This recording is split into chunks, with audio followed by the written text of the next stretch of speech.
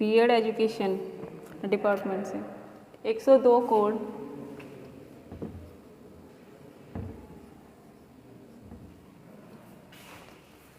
से शिक्षा का अर्थ एवं उसकी प्रकृति को समझेंगे।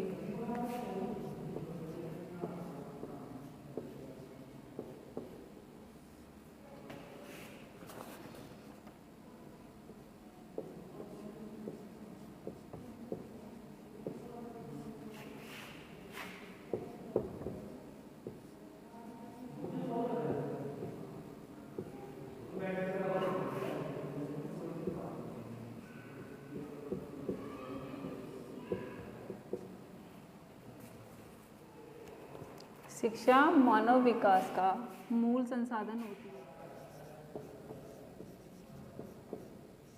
शिक्षा मानव विकास का मूल संसाधन होती है।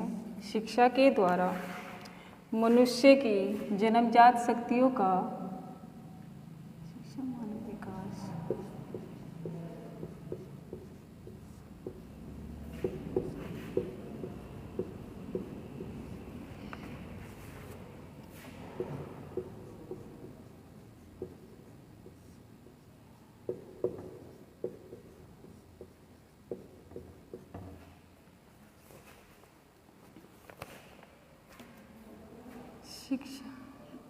शिक्षा के द्वारा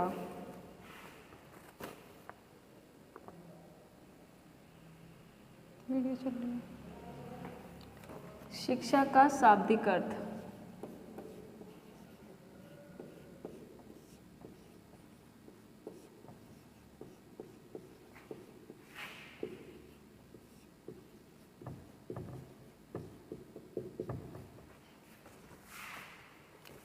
शिक्षा शब्द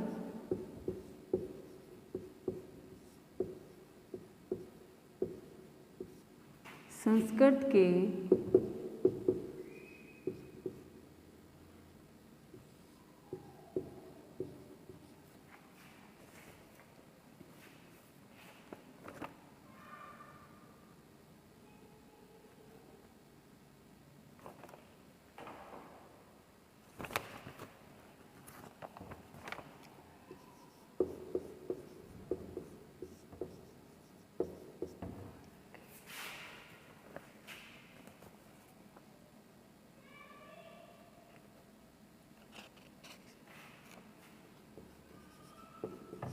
शिक्ष धातु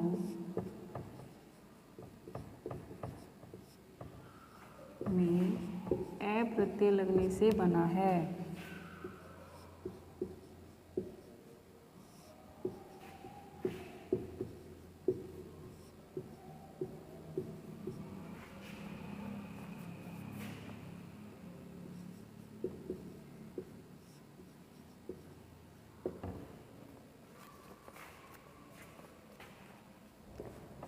शिक्ष का अर्थ होता है सीखना और सिखाना।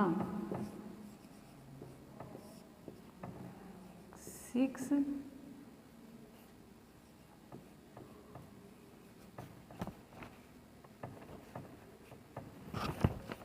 शिक्ष शब्द का अर्थ होता है सीखना और सिखाना।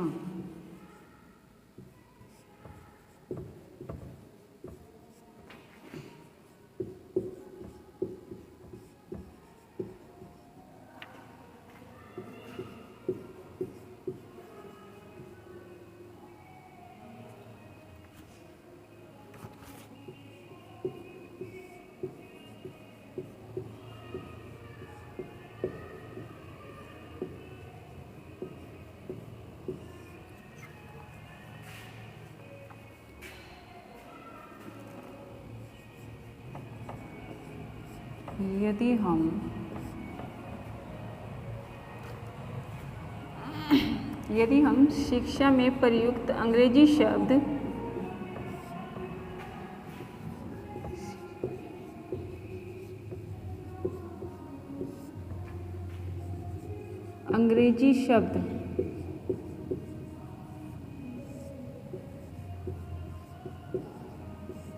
एजुकेटम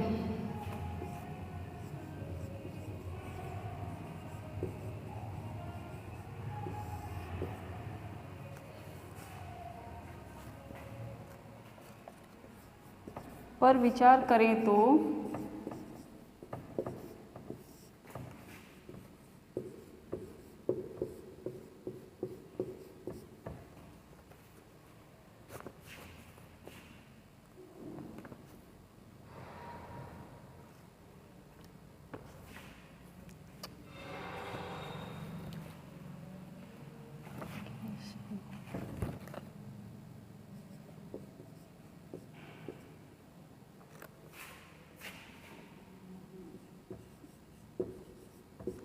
यह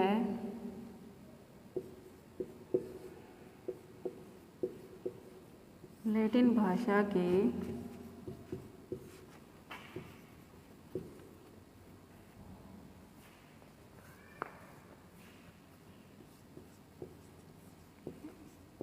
एजुकेटम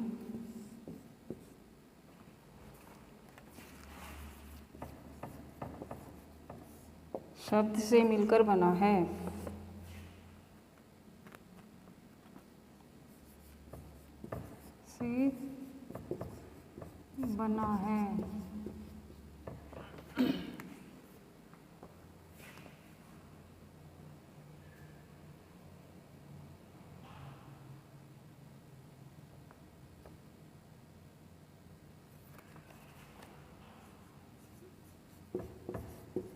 और एजुकेटम शब्द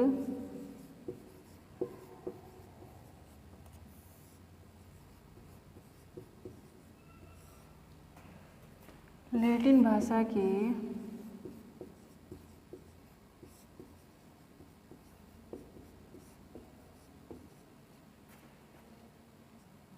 ई तथा ड्यूको शब्द से मिलकर बना है।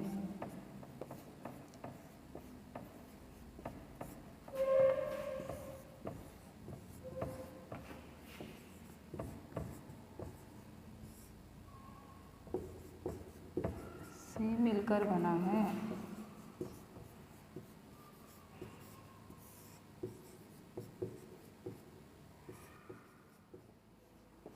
ई का अर्थ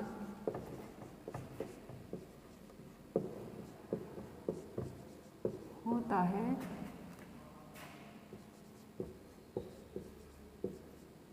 अंदर की ओर से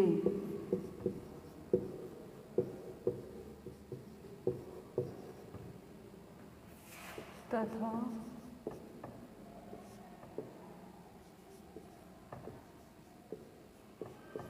ड्यूको का अर्थ होता है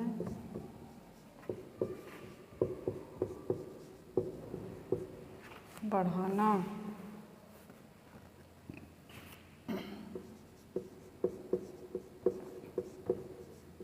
आगे की ओर बढ़ाना।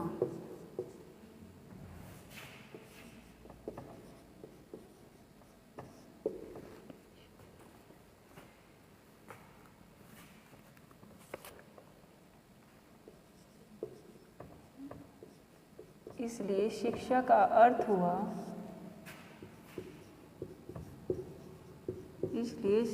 अर्थ हुआ मानव की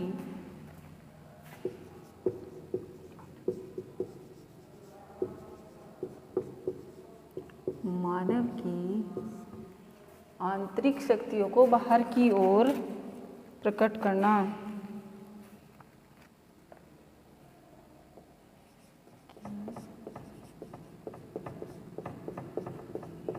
आंतरिक शक्तियों को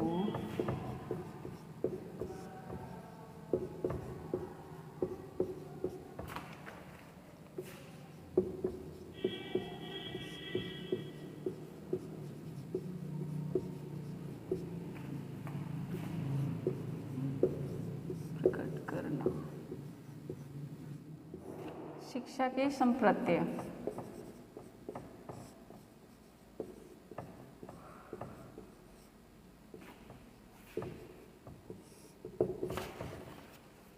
दार्शनिकों के विचार बिंदु के अनुसार मनुष्य के वास्तविक रूप को जानने और उसके जीवन का अंतिम उद्देश्य निश्चित करने का प्रयत्न करते हैं, पर सबके ज्ञान एवं प्रशिक्षण के लिए शिक्षा को आवश्यक मानते हैं। जगत गुरु शंकराचार्य के अनुसार शिक्षा वह है जो दार्शनिकों के विचारानुसार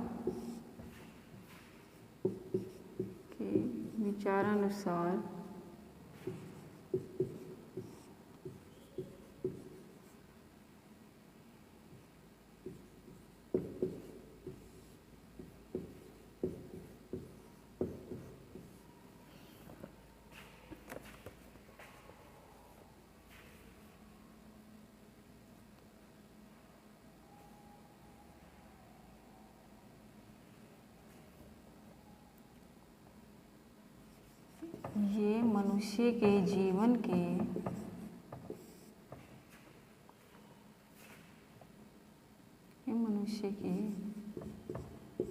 वास्तविक जीवन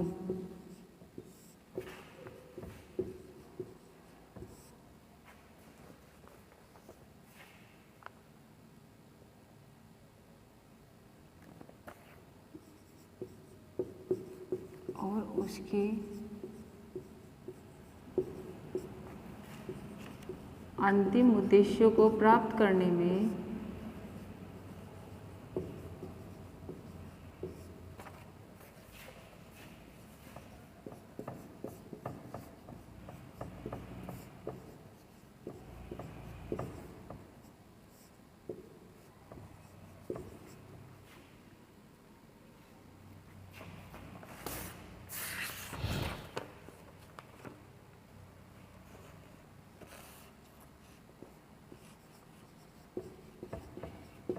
उसकी मदद करती है।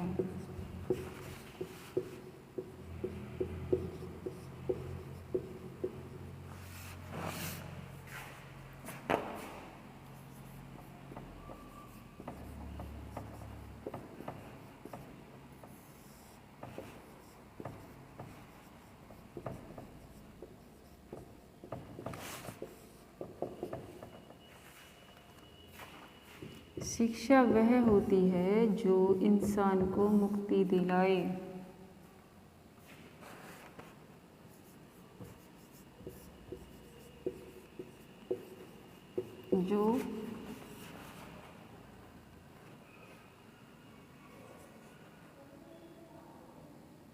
शिक्षा वह है जो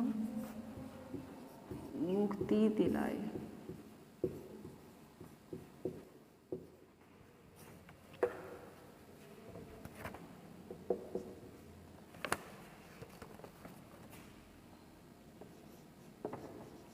मनुष्य के अंतर्निहित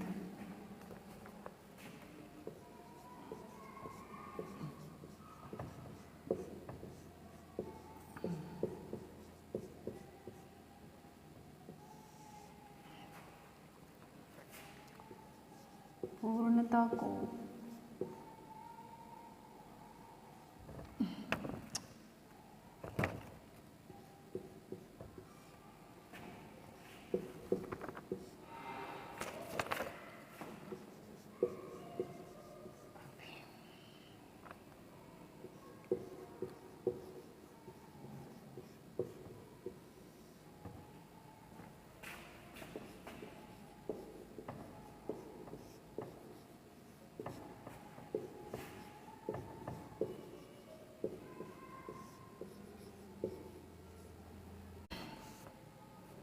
इसी तरह महात्मा गांधी ने कहा है,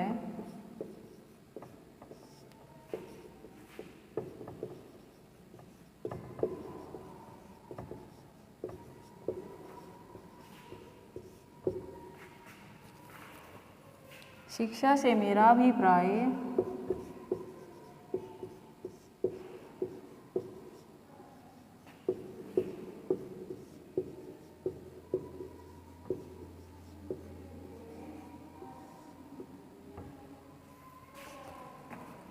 बालक और मनुष्य के शारीरिक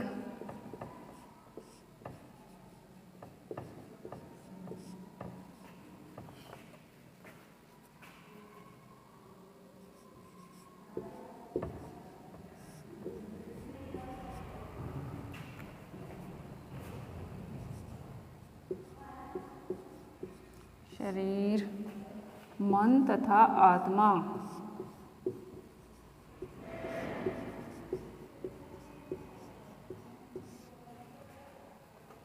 का सर्वांगीण विकास ही शिक्षा है।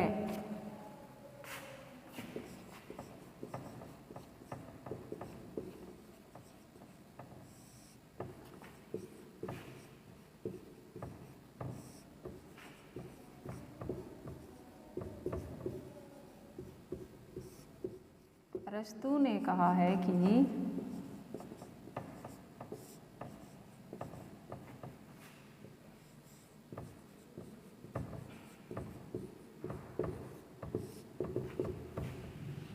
स्वस्थ शरीर में ही स्वस्थ मन का निर्माण होना ही शिक्षा है।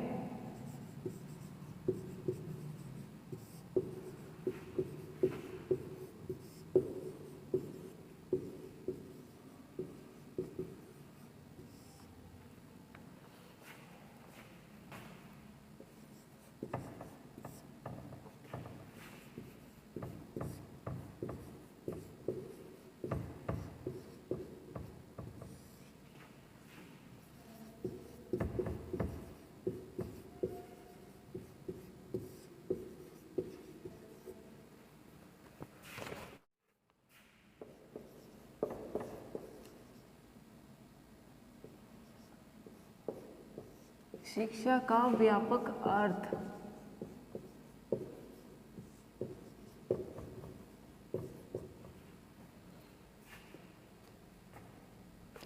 हम जानते हैं कि प्रत्येक प्राणी अपनी जाति में जन्म लेता है और उसके बीच रहकर ही अपनी जाति के प्राणियों की तरह चलना फिरना, खाना पीना और बोलना सुनता है, सीखता है। अनेक प्रकार की जो भी क्रियाएं हैं वो शिक्षा के द्वारा ही करता है। आगे क्या पढ़ा?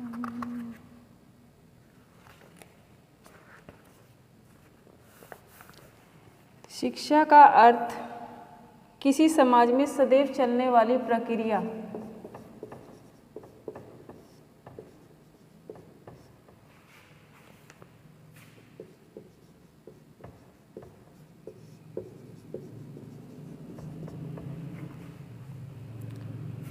किसी समाज में रहकर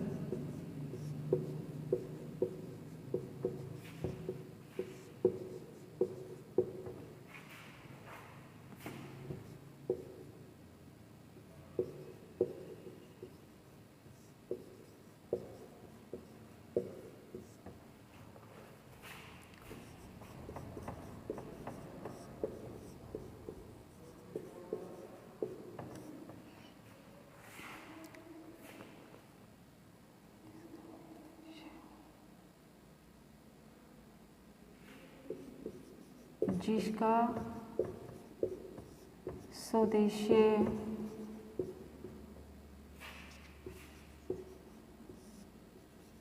होता है,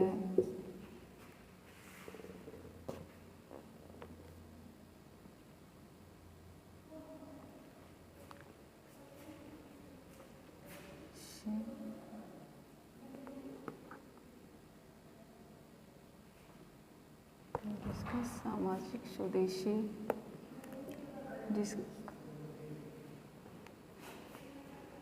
कुछ आता नहीं,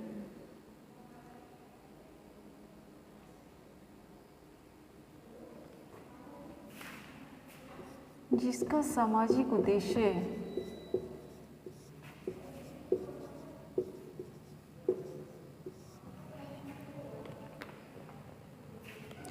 मनुष्य की जन्मजात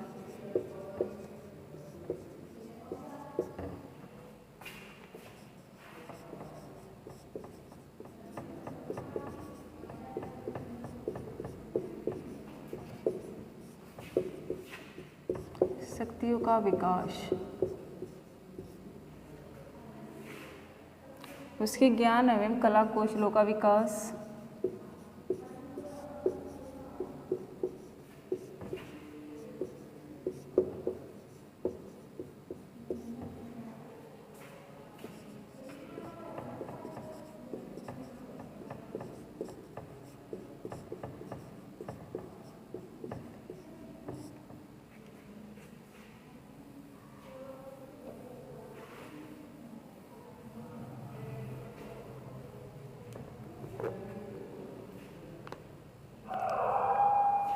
वृद्धि एवं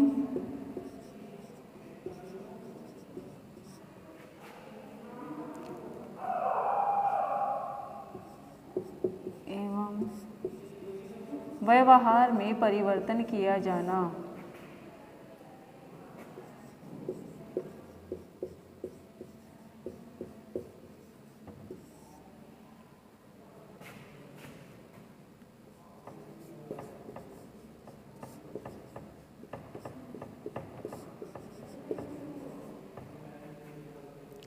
इस प्रकार उसे एक सुसभ्य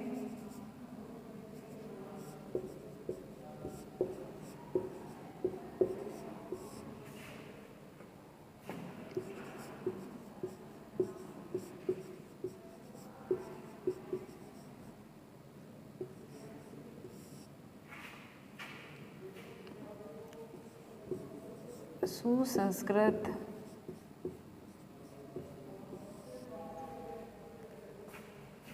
एवं योग्य नागरिक बनाना।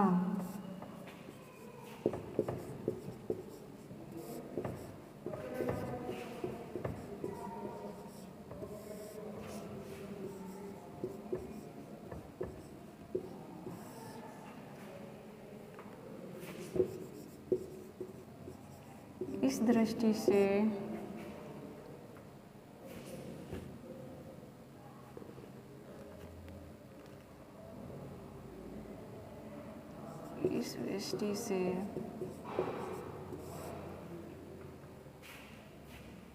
व्यक्ति और समाज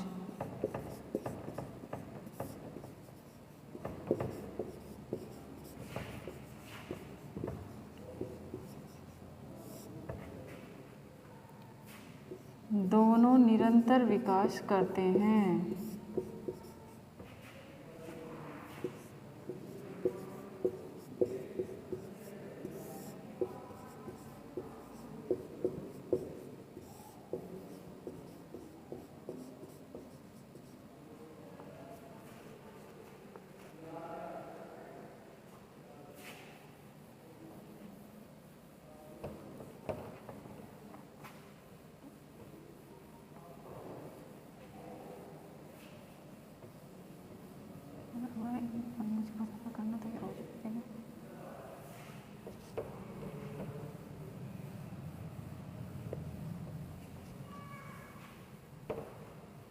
क्या मुसीबत है।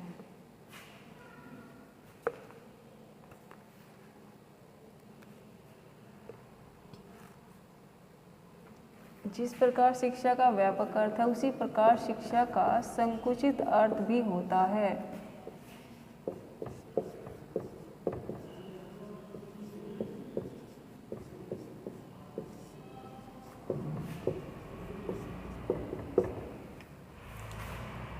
किसी समाज में एक निश्चित समय तथा निश्चित स्थानों में किसी समाज में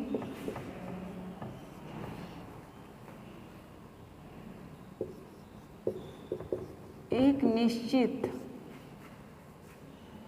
समय तथा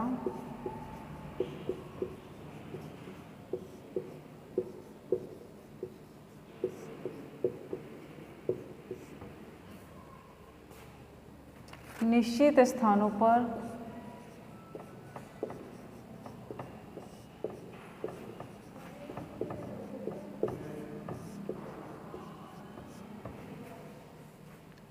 विद्यालयों में सुनिश्चित ढंग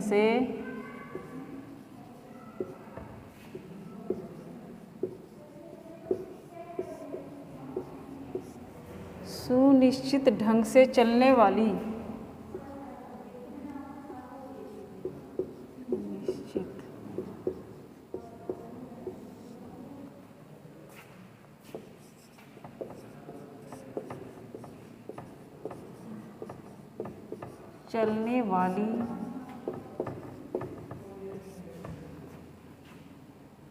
सुनिश्चित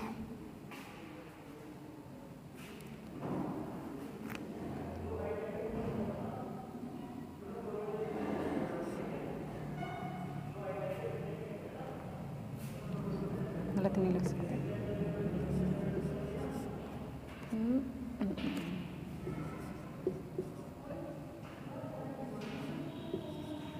स्वदेश्य एक सामाजिक प्रक्रिया है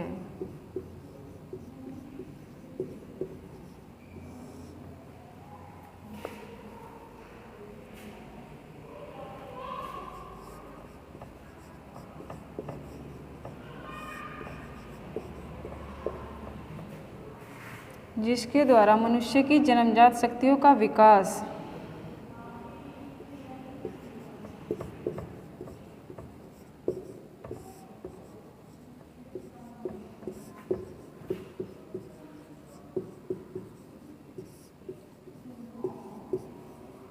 जन्मजात शक्तियों का विकास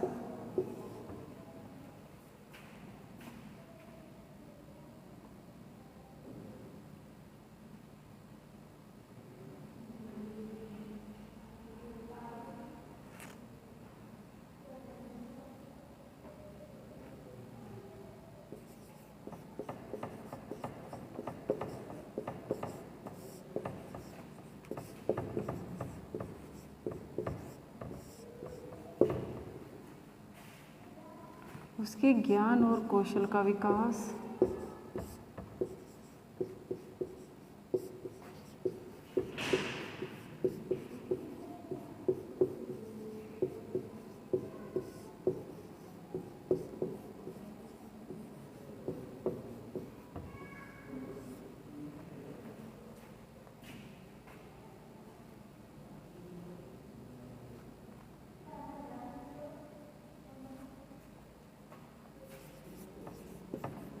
उसके व्यवहार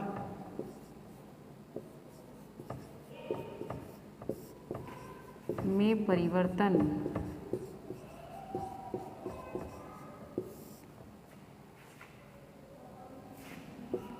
किया जाता है।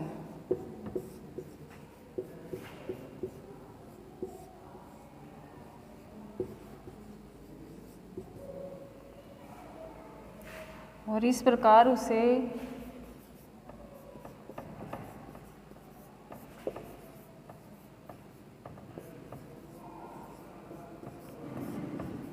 एक सभ्य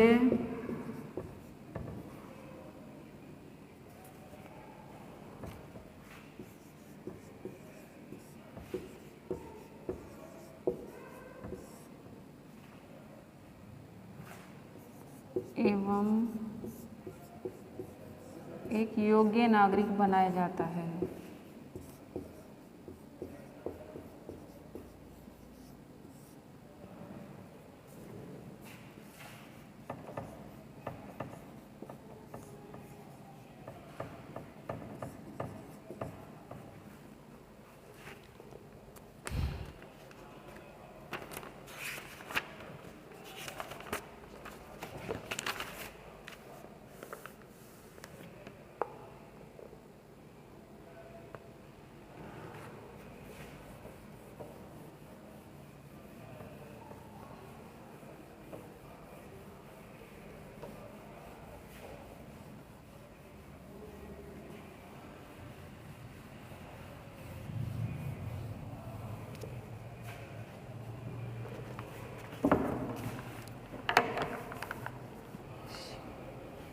शिक्षा औपचारिक और निरौपचारिक व अनौपचारिक तीनों प्रकार की होती है। वह शिक्षा जो विद्यालयों, महाविद्यालय और विश्वविद्यालयों द्वारा चलाई जाती है वह एक औपचारिक शिक्षा कही जाती है, जिसका उद्देश्य होता है पाठ्यचर्या और शिक्षण विधियों को सभी निश्चित होते हुए योजनाबद्ध क्रम में बच्चों को दी जाती है और इसकी योजना बड़ी ही कठोर होती है। इसे सीखने वालों को विद्यालय, महाविद्यालय अथवा स्कूल में जाना पड़ता है। विद्यालय द्वारा समय सारणी के अनुसार यह सभी बच्चों को एक समान रूप से दी जाती है। औपचारिक शिक्षा की सबसे बड़ी विशेषता यह होती है कि व्यक्ति समाज और राष्ट्र की आवश्यकताओं की पूर्ति करते हैं। यह व्यक्ति में ज्ञान और कौशल का विकास करती है। शिक्षा आचरण को उचित आधार प्रदान करती है और वह किसी व्यवसाय अथवा उद्योग के लिए उसे एक योग्य नागरिक बनाती है।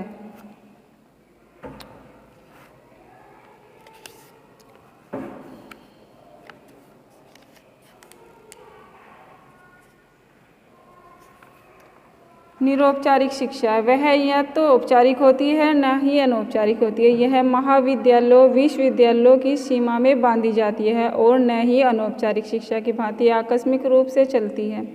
निरौपचारिक शिक्षा कही जाती है। इस शिक्षा का उद्देश्य पाठ्यचर्या और शिक्षण विधियों द्वारा निश्चित होते हुए परंतु औपचारिक शिक्षा की भांति कठोर नहीं होता। इसकी योजना बहुत लचीली होती है। इसका मुख्य उद्देश्य शिक्षा सामान्य शिक्षा का प्रसार करना होता है, सतत एवं शिक्षा की व्यवस्था करना होता है। इसकी पाठ्यचर्या सीखने वालों की आवश्यकताओं को ध्यान में रखकर निश्चित की जाती है और बहुत ही लचीली होती है। शिक्षण विधियों के संबंध में भी यह दृष्टिकोण अपनाया जाता है। इसका आयोजन भी सीखने के लिए सुविधाजनक स्थानों, भवनों, मंदिर, मस्जिद, गिरजाघरों एवं गुरुद्वारों, धर्मशालाओं एवं अन्य सार्वजनिक स्थानों, खेत खलिहानों, फैक्ट्रियों तथा मिलों प्रांगणों में किया जाता है। समय भी सीखने वालों की सुविधा के अनुसार ही होता है। शिक्षा योजना में परीक्षा लेने और प्रमाण पत्र देना भी अनिवार्य नहीं होता है। निरौपचारिक शिक्षा की सबसे बड़ी विशेषता यह है कि उनके द्वारा बच्चों को शिक्षित किया जाता है। औपचारिक अथवा विद्यालय शिक्षा का लाभ नहीं उठा पाने वाले उन प्रौढ़ों और बच्चों को शिक्षित किया जाता है जो या तो बचपन में ही पढ़ नहीं पाते या प्राथमिक शिक्षा के किसी कारण प्राथमिक स्तर को भी पढ़ना छोड़ देते हैं।